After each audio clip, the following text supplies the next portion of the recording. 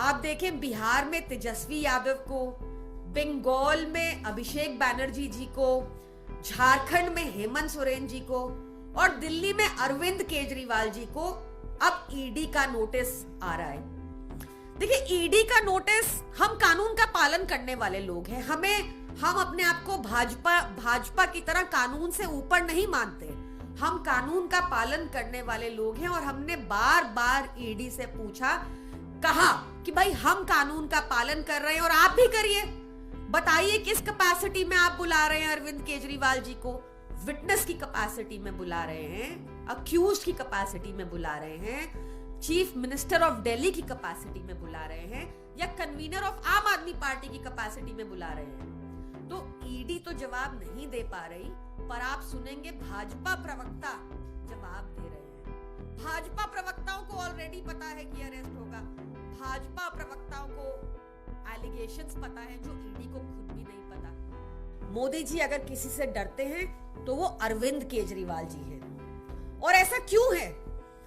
क्योंकि भाजपा अरविंद केजरीवाल जी की नीतियों का मुकाबला नहीं कर सकती। नमस्कार दोस्तों, दिल्ली शराब नीति मामले में कथित घोटाले में ईडी ने सीएम अरविंद केजरीवाल को तीसरा नोटिस जारी कर दिया है। 3 जनवरी यानी कि आज ही के दिन पेश होने को कहा था, लेकिन अब तक केजरीवाल ईडी के समक्ष पेश नहीं हुए हैं। आपको बता दें कि इससे पहले भी ईडी ने 2 बार समन भेजा था, जिसके जवाब में सीएम केजरीवाल ने इसे राजनीति से प्रेरित बताकर पेश होने से साफ इनकार कर दिया था। तो ऐसे में बड़ा सवाल उठता है कि क्या केजरीवाल होंगे गिरफ्तार? दोस्तों, इस मामले में मैं आपको बताने वाला हूं कि अगर आज भी केजरीवाल ईडी के सामने पेश नहीं हुए तो उनके पास यानी कि ईडी और दिल्ली सीएम दोनों के पास क्या कानूनी विकल्प बचते हैं। लेकिन उससे पहले मैं आपको सुना रहा हूं आम आदमी पार्टी की प्रमुख प्रवक्ता प्रियंका कक्कर को, जिन्होंने अभी अभी प्रेस कॉन्फ्रेंस करके बीजेपी पर बड़ा हमला बोला है। देश के किसी भी कोने में जाकर एक सर्वे करा लीजिए और पूछिए कि अगर मोदी जी किसी पॉलिटिशियन से डरते हैं तो वो कौन है, और आपको यूनानिमसली एक ही जवाब मिलेगा, मोदी जी अगर किसी से डरते हैं तो वो अरविंद केजरीवाल जी हैं। और ऐसा क्यों है? क्योंकि भाजपा अरविंद केजरीवाल जी की नीतियों का मुकाबला नहीं कर सकती। आप भाजपा के किसी भी स्टेट को उठा के देख लीजिए, वहां सिटीजन्स को कोई मुफ्त सुविधाएं नहीं मिलती और सारे के सारे स्टेट लॉसेस में हैं। मुफ्त सुविधाएं तो छोड़िए, 2023 में बिजली तक नहीं मिलती 24 घंटा भाजपा शासित स्टेट्स में। आपने देखा होगा कि पिछले 1.5 ईयर्स से लगातार आम आदमी पार्टी नेताओं की हाउंडिंग चल रही है। 1.5 ईयर्स हो गए और एक चवन्नी की एविडेंस नहीं है, एक चवन्नी की रिकवरी नहीं हुई। चाहे संजय सिंह जी हो, चाहे सत्येंद्र जैन जी हो, चाहे मनीष सिसोदिया जी का केस हो, कहीं भी एक चवन्नी की रिकवरी नहीं हुई। सत्येंद्र जैन जी के केस में भी आपने देखा होगा कि कोर्ट ने बार बार पूछा where is the criminal activity, और ईडी के पास कोई जवाब नहीं था। मनीष सिसोदिया जी के केस में भी आपने देखा होगा कि बार बार कोर्ट ने कहा ये केस 2 मिनट भी ट्रायल कोर्ट में नहीं टिकेगा। भाजपा आज पीएमएलए, यूएपीए ऐसे केसेस का, ऐसे लॉज का दुरुपयोग करके बुलंद आवाजों को, विपक्ष की आवाजों को जेल के अंदर एक लंबे समय तक बंद करके रखना चाहती है। आपको याद होगा कि पिछले साल के स्टार्टिंग में भाजपा के एक वरिष्ठ नेता और पूर्व राज्यपाल जी ने भी कहा था कि लोकसभा चुनाव से पहले अरविंद केजरीवाल जी को अरेस्ट करने की मंशा है, क्योंकि मोदी जी अरविंद केजरीवाल जी से डरते हैं। और अब तो एक इंडिया गठबंधन भी बना है जो मजबूती से आगे बढ़ रहा है। तो भाजपा कैसे रोके इस गठबंधन को, कैसे रोके अरविंद केजरीवाल जी को? आप देखें बिहार में तेजस्वी यादव को, बंगाल में अभिषेक बैनर्जी जी को, झारखंड में हेमंत सोरेन जी को और दिल्ली में अरविंद केजरीवाल जी को अब ईडी का नोटिस आ रहा है। देखिए, ईडी का नोटिस, हम कानून का पालन करने वाले लोग हैं, हम अपने आप को भाजपा की तरह कानून से ऊपर नहीं मानते।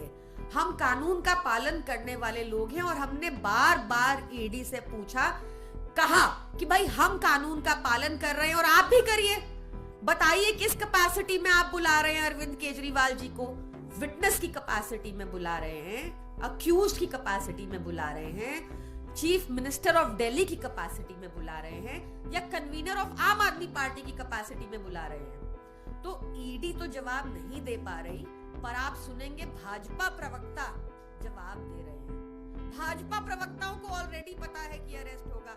भाजपा प्रवक्ताओं को एलिगेशंस पता है जो ईडी को खुद भी नहीं पता।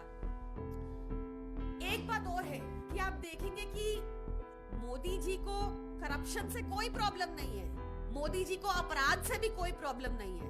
आप भाजपा का चाल चरित्र चेहरा देखिए, जो जितना बड़ा अपराधी वो उतना ही बड़ा पदाधिकारी। अजीत पवार को मोदी जी 70,000 करोड़ का घोटालेबाज बुलाते और उनको फिर वित्त मंत्रालय दे दिया भाजपा में शामिल होने के बाद, और ईडी के सारे केसेस खत्म हो गए। छगन भुजबल का एग्जाम्पल बहुत रीसेंट है। ईडी ने कोर्ट में कहा फाइलें खो गई और केस वापस ले लिया गया जब छगन भुजबल भाजपा में शामिल हो गए।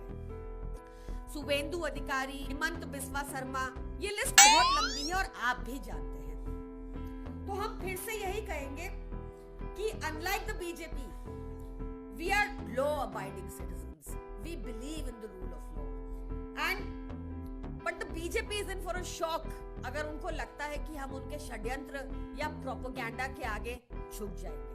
दोस्तों, दिल्ली सीएम केजरीवाल अगर आज शाम तक भी ईडी के समक्ष पेश नहीं हुए तो बड़ी परेशानी में पड़ सकते हैं। वरिष्ठ वकील गीता लूथरा के अनुसार ईडी समन पर पेश न होने पर जमानती वारंट दिया जाता है, उसके बाद भी पेश नहीं होने पर गैर जमानती वारंट जारी किया जाता है, और अगर फिर भी पेश नहीं हुए तो गिरफ्तारी का भी प्रावधान है। वहीं पीएमएलए के जानकार बताते हैं कि पेश न होने की जायज वजह मिले तो ईडी समय दे सकती है और दोबारा समन भेजा जा सकता है, अन्यथा तीसरा समन पर पेश न होने पर एजेंसी कानूनी रास्ता भी अपना सकती है, लिहाजा जमानती या गैर जमानती वारंट भी जारी कर सकती है। अब चूंकि सीएम केजरीवाल का मामला भी पीएमएलए के तहत ही आता है, ऐसे में कोर्ट का आदेश कहता है कि ईडी व्यक्ति को एक तारीख और समय पर पेश होने को कह सकता है, जिसकी अवहेलना होने पर गिरफ्तारी भी की जा सकती है। दोस्तों, अब बात करेंगे कि आखिर ईडी के पास क्या विकल्प है। तो अगर सीएम केजरीवाल आज पेश नहीं होते हैं तो जांच अधिकारी सीएम आवास पर जाकर भी पूछताछ कर सकता है। वहीं इस दौरान संतोषजनक जवाब नहीं मिलने पर गिरफ्तारी की भी आशंका है, यानी कि अगर आज तीसरा समन पर भी दिल्ली सीएम अरविंद केजरीवाल पूछताछ से बचने की कोशिश करते हैं या फिर पूछताछ में शामिल तो होते हैं लेकिन एजेंसी का सहयोग नहीं करते हैं, तो ऐसे में ईडी उन्हें गिरफ्तार भी कर सकती है।